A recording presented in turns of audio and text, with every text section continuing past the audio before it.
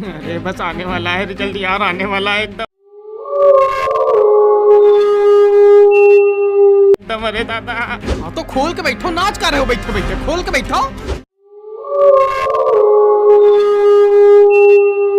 अरे आ गया टाइम हो गया। ओम धीरे धीरे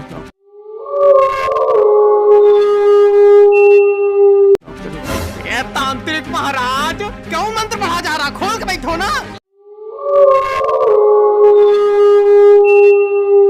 कौन सी साइड खोले? तुमने पेपर दिया, तुमको नहीं मालूम कौन सी साइड खोलनी है?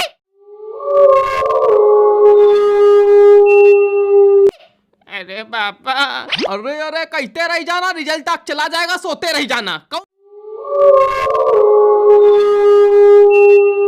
कौन सा बोर्ड है तुम्हारा, सीबीएसई आईसीएसई कौन सा है?